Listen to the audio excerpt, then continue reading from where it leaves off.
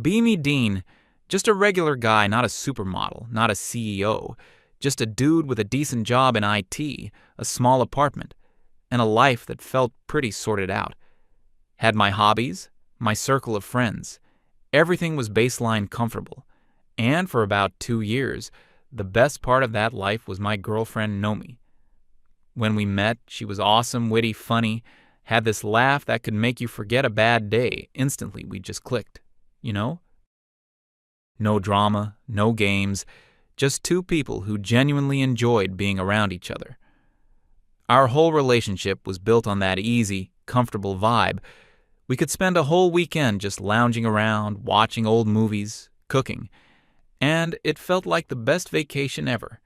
The affection was the same way, completely natural. A random hug while I was doing the dishes, her resting her head on my shoulder while we read on the couch, me brushing her hair back from her face without thinking. It was the small stuff, the unspoken language of a couple that's in sync. We didn't need to ask. We just knew it was trust. It was intimacy. It was normal. It was good then. Something started to shift. It was gradual at first, barely noticeable.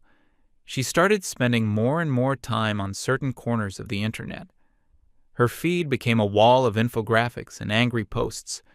She got into these online groups with some new friends I never met. The language started to change suddenly. Everything was about deconstructing this and unpacking, that our casual conversations started to feel like pop quizzes on social theory. She'd bring up things like toxic masculinity. And, at first, I engaged with it. Sure, I get it, some guys are jerks. No one's arguing that I tried to be the supportive boyfriend. Listened to her points. Nod along, figured it was just a new interest. Like when she got really into pottery for a month. But it wasn't a phase. It was becoming her entire personality. She started analyzing everything I did through this new lens. If I held a door open for her, it was a subconscious expression of patriarchal condescension. If I offered to carry the heavy groceries, I was infantilizing her and denying her agency. If I was quiet after a long day at work, I wasn't just tired. I was emotionally withdrawn and perpetuating the stereotype of the uncommunicative male. It was exhausting. I felt like I was constantly walking on eggshells, my every move being scrutinized for some hidden, sinister meaning. The easy, natural flow between us was gone, replaced by this tense, analytical atmosphere. I remember telling my best friend, Leaf, about it over a beer. I was trying to make light of it. But he just looked at me with a dead serious expression. He told me it sounded like she was looking for problems that didn't exist. He said she wasn't seeing me, Dean, anymore. She was seeing a collection of theoretical flaws she'd read about online. I defended her, of course, told him she was just passionate and trying to make the world a better place. He just shrugged and said, "All right, man, just don't let her try to fix you into someone you're not." I should have listened. The real turning point came a few weeks later. She sat me down for what she called a relationship progress meeting. That should have been my first red flag. She had a clipboard and a pen, a damn clipboard. She started talking in this calm, almost corporate voice about how she'd been doing a lot of thinking. She explained that while she loved me, she felt our relationship needed to be ethically realigned, to be truly progressive, and built on a foundation of enthusiastic consent. My brain just kind of buffered at that. I told her I thought we already had that we were always good at communicating. She gave me this patient, slightly condescending smile, the kind of smile you give a child who just doesn't get it. Yet, she explained that nonverbal cues are a patriarchal construct, and that true consent had to be explicit, affirmative, and documented. I literally blinked at her. Documented? That's when she slid a piece of paper across the coffee table. It was a document she'd designed and printed out at the top. In a clean, sans serif font, it read, "Affection and physical intimacy consent form." My jaw must have hit the floor. It looked like something you'd get at the DMV. There were lines for date, time, and signatures. And then there were checkboxes, a whole list of them: hand-holding, duration, hug, type, A, platonic/supportive, B, romantic, kiss, location, A, cheek, B, forehead, C, lips, closed mouth, D, lips, open mouth, cuddling, position, A, spooning, B, face-to-face. I just stared at it, speechless. I thought it was a joke, a really weird, elaborate prank. I started to laugh, expecting her to join in. She didn't. Her expression was completely serious. She told me that from now on, before any physical affection, I would need to present a form for her to review and sign. This, she said, would eliminate any ambiguity and ensure our interactions were always 100% consensual and respectful. I tried to reason with her. I told her this was insane, that you can't bureaucratize a relationship. I explained that our connection was built on spontaneity and trust, not paperwork. I asked her if she really thought I was the kind of guy who would ever do something she wasn't comfortable with. She replied that it wasn't about me. Personally, it was about dismantling the systemic power imbalances inherent in heteronormative relationships. It was like talking to a textbook. The person I knew, the warm, funny Nomi, was gone, replaced by this cold ideologue. I felt a knot forming in my stomach. This wasn't about us anymore. This was about her proving a point to some invisible audience online. I was no longer her boyfriend. I was a variable in her social experiment. But I was in love with her, or at least with the memory of who she used to be. So, like an idiot, I agreed to try it. I thought, maybe if I play along for a week, she'll see how ridiculous it is and drop it. That was my second massive mistake the next morning. The new reality hit me like a ton of bricks. I was about to leave for work. And, out of pure muscle memory, I leaned in to give her a quick kiss goodbye. She flinched back like I'd just tried to brand her with a hot iron. Her eyes darted towards the coffee table, where the stack of freshly printed forms sat. "Dean," she said, her voice laced with disappointment. "We talked about this." The protocol. The protocol. I felt like an employee who'd forgotten to clock in. I sighed, picked up a form and a pen. My hand hovered over the checkboxes. I felt like the stupidest man on the planet. I ticked the box for kiss, location, A, cheek. I signed my name, pushed the paper over to her. She reviewed it, nodded gravely, as if she were approving a corporate merger, and signed her name. Then she turned her cheek to me. I gave her the most sterile, passionless peck on the cheek in human history. It felt transactional, like I was getting a receipt for a purchase. All the warmth, all the simple affection of a goodbye kiss was just gone. I walked out of the apartment that day feeling hollow. The absurdity of it all just kept escalating that weekend. We decided to go for a walk in the park. It was a nice day, and for a moment, it felt like old times instinctively. I reached for her hand. She pulled it away immediately. "Did you bring a form?" she asked, completely deadpan. I had not brought a form, because I was a normal human being going for a walk, not a paralegal heading to a deposition. So we walked side by side, with a careful foot of space between us, like two strangers who happened to be going in the same direction. I could feel people looking at us, this weird, disconnected couple. The silence between us was heavy with unspoken rules. Later that night, we were watching a movie on the couch. It was a thriller, and a jump scare made her yelp. My arm went around her automatically, a protective, comforting gesture. She stiffened instantly. "Dean," she whispered, her voice tight. "Consent." I retracted my arm like it was on fire. "Sorry," I mumbled. "It was just a reflex." "Reflexes are built on conditioning," she replied, not taking her eyes off the screen. "We need to recondition ours to be more mindful." I spent the rest of the movie sitting perfectly still, my hands clasped in my lap. I wasn't even watching the film anymore. I was just acutely aware of the space between us, this dead zone where affection used to live. I felt like I was being trained, like a dog being taught not to jump on the furniture. Every natural impulse I had was now wrong, a transgression that needed to be corrected. My own home was starting to feel like a minefield. I met up with Leaf again a few days later. I told him everything: the forms, the protocol, the incident in the park I was expecting, and I told you so. But he just listened patiently when I was done. He was quiet for a long time. Then he looked me right in the eye and said, "She's not in a relationship with you anymore, Dean. She's in a relationship with her ideology. You're just a prop." He explained that this wasn't about safety or respect. It was about control. It was a power play dressed up in academic language. She had created a system where she held all the cards. She was the one who could grant or deny affection, and I was the one who had to beg for it. In writing, it was a constant low-grade humiliation, designed to make me feel like I was always in the wrong, always one step away from being a problem.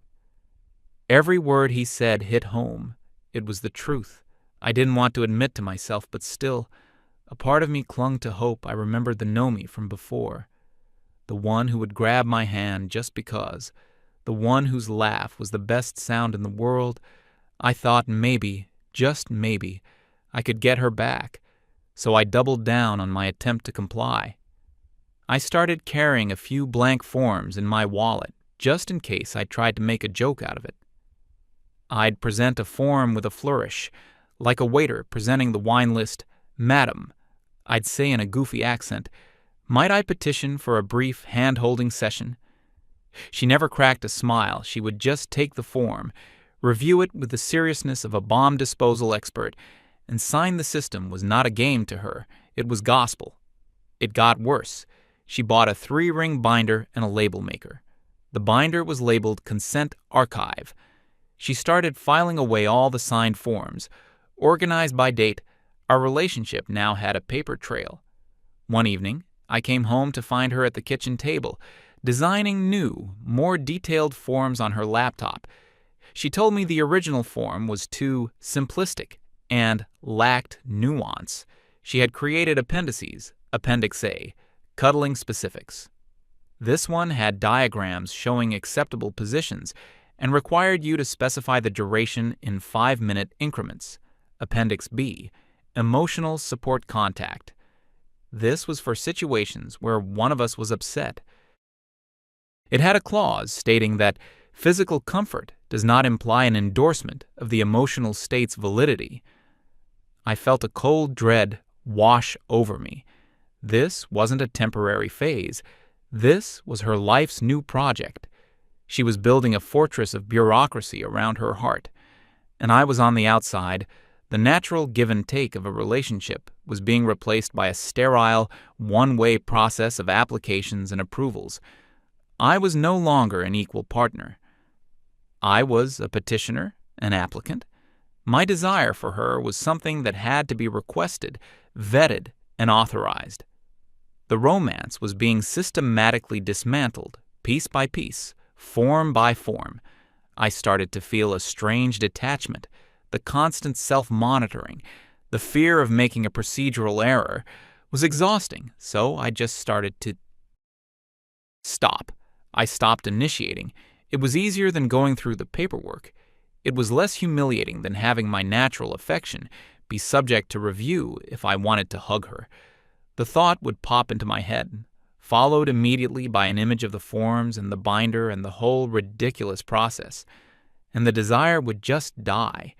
It was like a switch being flipped off in my brain. The warmth I felt for her was being chipped away with every signed paper, every procedural correction. The space between us on the couch grew wider. The casual touches disappeared completely. Our apartment, which used to be filled with laughter and easy intimacy, became quiet and still. We were turning into roommates, polite but distant. She didn't seem to notice, or if she did, she seemed to approve one afternoon. She proudly told me that our relationship was now a model of ethical interaction. She said she'd been telling her online friends about our system, and they were all so impressed. They saw her as a pioneer, a trailblazer in the world of progressive relationships. Hearing that made me feel sick. So our relationship was now just content for her online friends, a case study for her ideology. It confirmed everything Leif had said. I wasn't a person to her anymore. I was a success story. The final nail in the coffin was yet to come, but the wood was already in place, the hammer already raised. I remember one specific evening vividly. We were watching a movie again, and it was a genuinely funny one. I laughed at a joke, a real deep belly laugh. I looked over at her, wanting to share the moment, to see her laughing too. She was smiling, but it was a small, tight smile. Then she looked at me, and her expression changed. She said, "It's interesting how male-coded humor often relies on aggression or schadenfreude." And just like that, the moment was dead. I wasn't just laughing. I was performing masculinity. I couldn't even share a simple laugh with her without it being put under a microscope and dissected for problematic elements. I realized then that I couldn't do anything right. Every single thing I did was filtered through her ideological lens and found wanting. I felt an immense sense of fatigue, a bone-deep weariness. I wasn't just tired of the forms, I was tired of being judged, constantly, for just existing. I was tired of my love being treated like a problem to be managed a few days after that. The thing that would break me finally happened. It wasn't dramatic. It wasn't a huge fight. It was something quiet, something small. But it was the end. I came home from work, and I could hear her crying from the bedroom, not just crying, but sobbing. The kind of deep, painful sobs that shake a person's whole body. I found out later she'd had a massive fight with her family over something trivial, but in that moment, all I knew was that the woman I loved was in pain, and every instinct in my body, every fiber of my being, screamed at me to go to her, to hold her, to tell her it would be okay. It was the most natural, human impulse in the world to comfort someone you care about. I walked to the bedroom door, my heart aching for her. This was it, I thought. A real moment of human vulnerability. Surely the rules don't apply now. Surely comfort comes before protocol. I stood there for a second, just outside the bedroom door. I could hear her choked sobs, raw and unfiltered. Part of my brain, the old part, the boyfriend part, was screaming at me, "Go to her." It was a simple, primal command. Comfort her. That's your job. That's what a good man does. So I pushed the door open. She was curled up on the bed, face buried in a pillow, her whole body shaking. She looked small and incredibly vulnerable. I walked over, my movements slow, and sat on the edge of the bed. I reached out, my hand hovering over her back, about to place it there in a gesture of support. It was pure instinct. And then her crying hitched. She must have heard me come in. She rolled over slowly, her face a mess of tears and smudged makeup. She looked at my outstretched hand, and for a fleeting second, I saw a flicker of need in her eyes. I thought, this is it. A moment of pure human connection will break this stupid spell. I was wrong, so horribly, profoundly wrong. Her eyes, still wet with tears, widened in what looked like panic. Her hand shot out, not to take mine, but to stop it mid-air. "Wait," she gasped, her voice thick with crying. The protocol." I froze. My hand remained hovering in the space between us. I stared at her, unable to process what I was hearing. She was actively sobbing, her heart clearly broken about something, and her first thought was paperwork. She pushed herself up, still crying, and her eyes scanned the room frantically. I think I have a pre-filled emotional support form in my purse," she stammered out between sobs. And that was it. That was the sound of something inside me shattering into a million irreparable pieces. It wasn't a loud, angry explosion. It was a quiet, cold, and final snap. The part of my brain that loved her, that ached for her, that saw her as my partner, just went dark. It was like a switch had been flipped, a circuit breaker thrown. All the warmth, the affection, the desperate hope that I could get the old Nomi back. It all vanished. In its place was a profound, chilling, and utterly peaceful emptiness. I slowly lowered my hand. I looked at this crying woman on the bed, fumbling through her bag for the right piece of paper to authorize a hug, and I felt nothing. Not anger, not pity, not sadness, just nothing. It was like looking at a stranger, a very strange, very sad stranger who had nothing to do with me. I stood up from the bed. She looked up at me, her face a mixture of confusion and tears, a crumpled form now clutched in her hand. What are you doing?" she asked. I didn't answer. I turned around, walked out of the bedroom, and closed the door softly behind me. I went into the living room, sat on the couch, and picked up a magazine. I stared at the pages, not reading the words, just letting the quiet of the apartment settle over me. I could still hear her crying, but it sounded distant now, like it was coming from a different house, a different life. It had no more emotional effect on me than the sound of traffic outside. That night, the switch in my brain stayed off. I had crossed a threshold, and there was no going back. The next morning, I woke up, and the feeling of emptiness was still there. But it wasn't a bad feeling. It was clear. It was the absence of anxiety, the absence of walking on eggshells, the absence of the constant low-level stress of trying to please someone who could never be pleased. I was free. I got up, made myself a coffee, and got ready for work. Usually I'd make her a cup too, leaving it on the nightstand. I didn't. I went through my routine in silence. As I was about to leave, she came out of the bedroom, her eyes red and puffy. She looked at me, standing by the door, and there was an awkward silence. In the old days, this was when the goodbye kiss would happen. In the new days, this was when the form would be presented. Today, it was nothing. I just looked at her, gave a slight, polite nod, and said, "Have a good day." Then I walked out. I didn't try to touch her. I didn't ask for a form. I didn't engage with the system at all. I had simply opted out.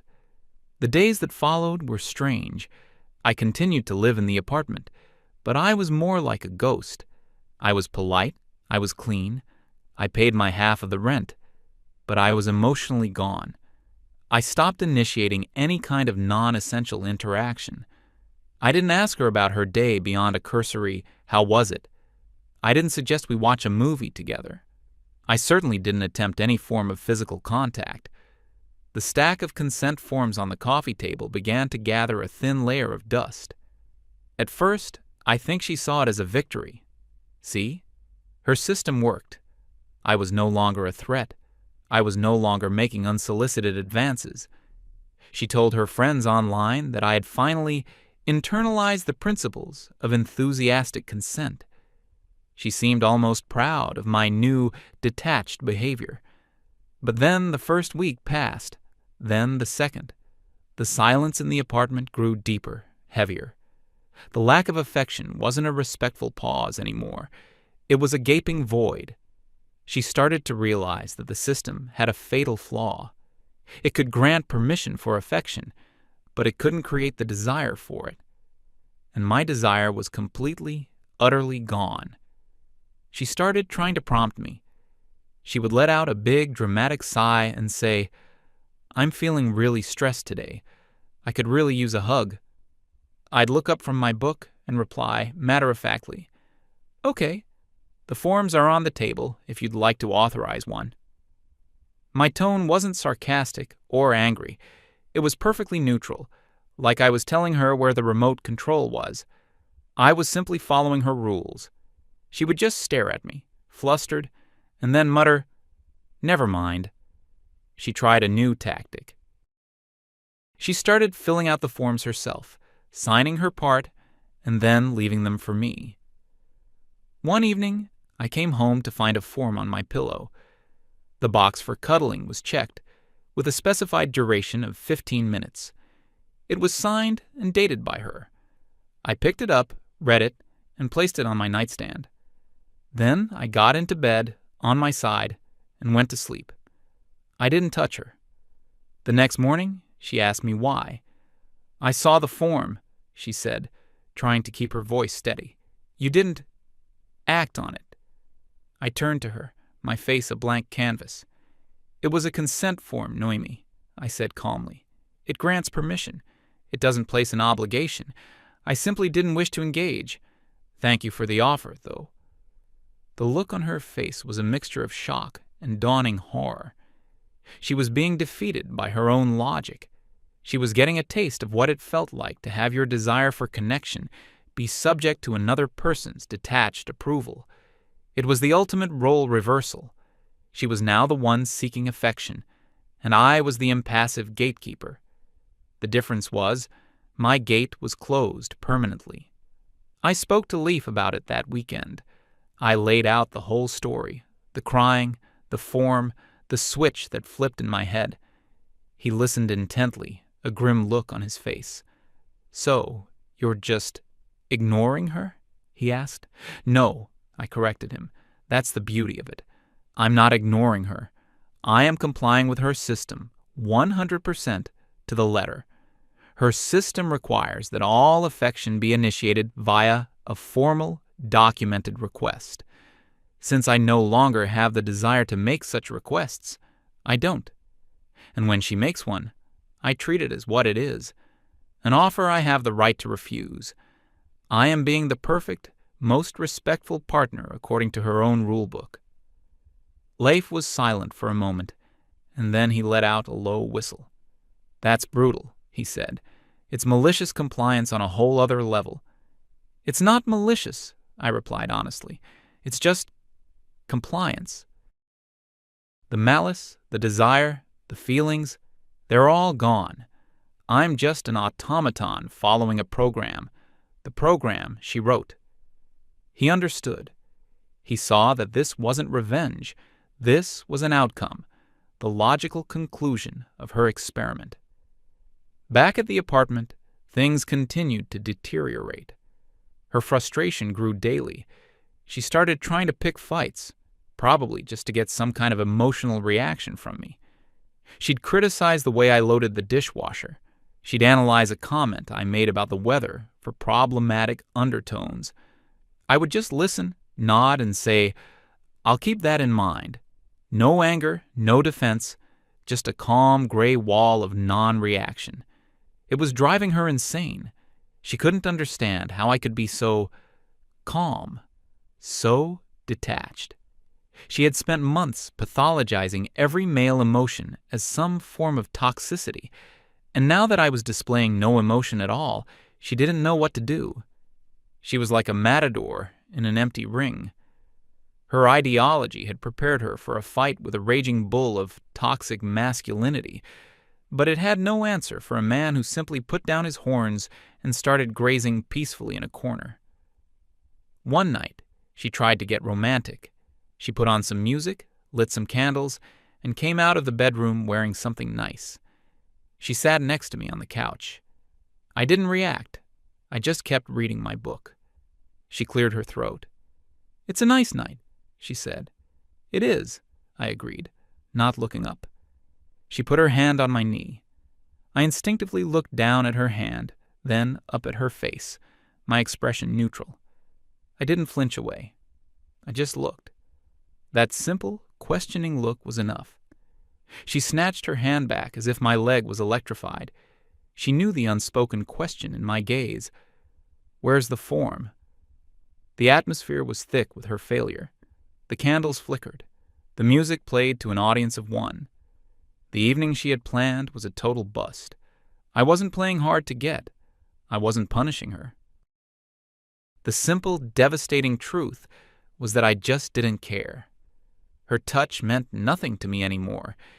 It was just a physical sensation, like a fly landing on my arm. Her attempts to be seductive were like watching a nature documentary. Interesting from a detached, biological perspective, but it stirred nothing in me. She had successfully and surgically removed my attraction to her, and now she was baffled by the scar. The breaking point came about a month after my awakening. It was a quiet weeknight. I was at the kitchen table, paying some bills online. She was pacing around the living room like a caged animal. I could feel her staring at me, feel the waves of her frustration rolling off her. I just kept my focus on the screen, typing in numbers, balancing my budget. Finally, she couldn't take the silence anymore. She marched over to the table and slammed her hands down on it. "Look at me," she demanded. I slowly raised my head, my expression placid. "What is wrong with you?" she yelled, her voice cracking. "Why are you like this? Why are you so cold?" I took a slow breath. I knew this was it, the final confrontation. "I'm not cold, Nomi," I said, my voice even. "I am being exactly the man you trained me to be." "What are you talking about? I didn't ask for this. I didn't ask for you to treat me like a roommate." "Didn't you?" I asked gently. "You implemented a system where every single interaction had to be filtered through a lens of suspicion. You taught me that my natural instincts to show affection were predatory. You conditioned me to believe that my touch was a potential violation until proven otherwise by a signed document." I leaned back in my chair, my calmness a stark contrast to her rising hysteria. "You treated our relationship like a legal contract, and you treated me like the opposing counsel. You made me so self-conscious, so afraid of making a wrong move, that I learned to just not move at all. You successfully deprogrammed every bit of spontaneity and passion out of me." Tears were welling up in her eyes. "I was just trying to make things respectful.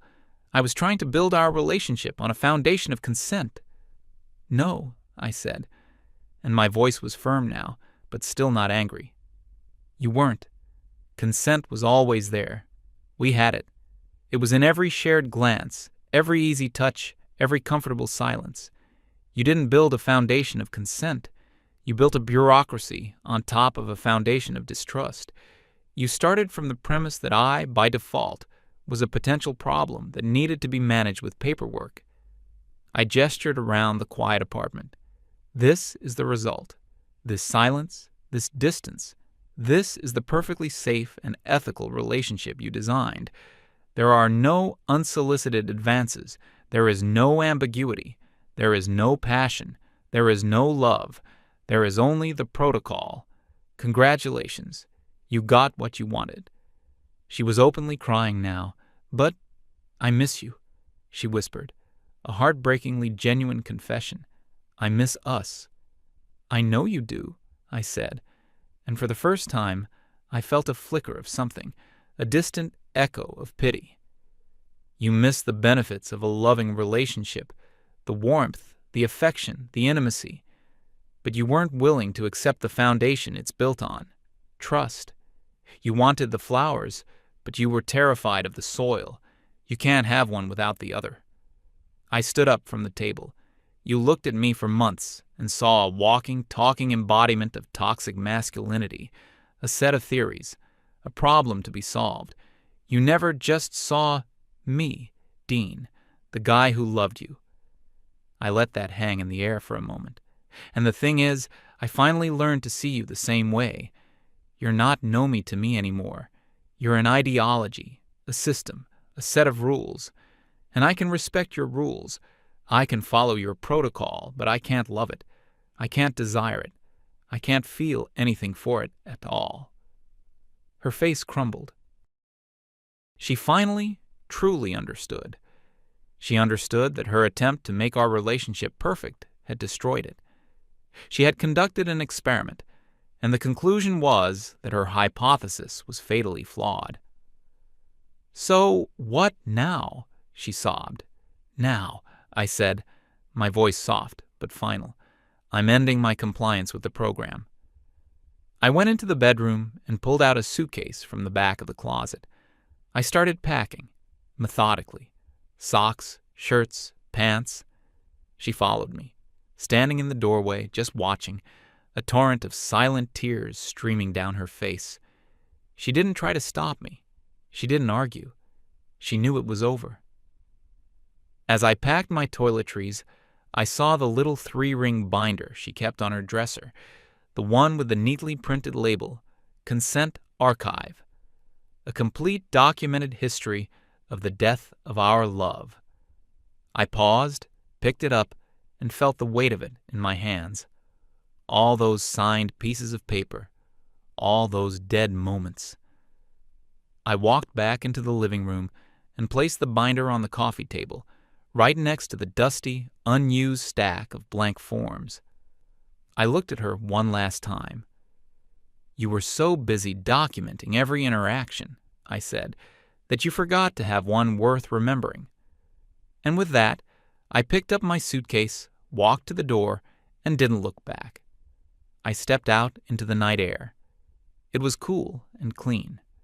As I walked down the street, away from the apartment and the binder and the protocol, I didn't feel sad. I didn't feel angry. I just felt light, like a massive, invisible weight I hadn't even realized I was carrying had just been lifted off my shoulders. I was free. Free from the scrutiny, free from the paperwork, free from the constant draining performance. I wasn't a partner or a petitioner or a potential threat anymore.